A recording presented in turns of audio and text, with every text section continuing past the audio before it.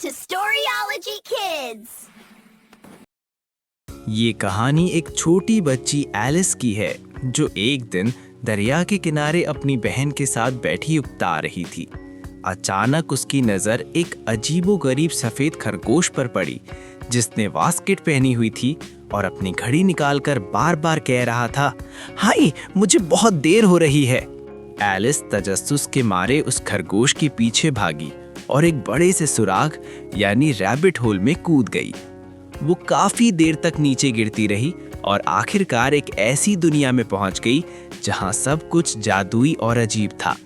वहां एलिस को एक छोटी सी चाबी मिली जिससे एक छोटा सा दरवाजा खुलता था। मेज पर एक बोतल रखी थी जिस पर लिखा था, मुझे पी लो। इसे पीते ही एलिस बहुत छोटी हो गई।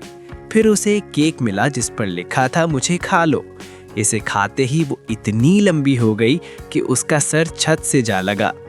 अपनी तलाश के दौरान एलिस की मुलाकात कई दिलचस्प किरदारों से हुई।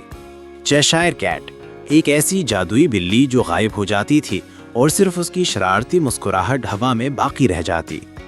मैड हैटर, एक पागल टोपी वाला जो हर वक्त चाय की महफिल सजाए बैठा रहता था जहां वक्त हमेशा थमा रहता था।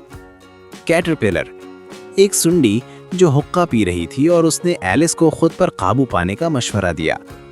आखिरकार एलिस एक खूबसूरत बाग में पहुंची जहां दिलों की मलका क्वीन ऑफ हार्ट्स हुकूमत करती थीं।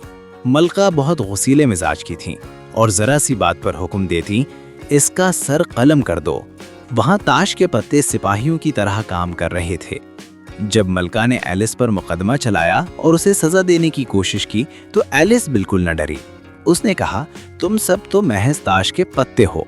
अचानक तमाम पत्ते हवा में उड़ने लगे और एलिस पर गिरने लगे। इसी लम्हे एलिस की आंख खुल गई और उसे पता चला कि वो अपनी बहन की गोद में सर रखकर सो रही थी और ये सब एक हैरतअंगेज ख्वाब था। हेलो बच्चों, मजा आया ना?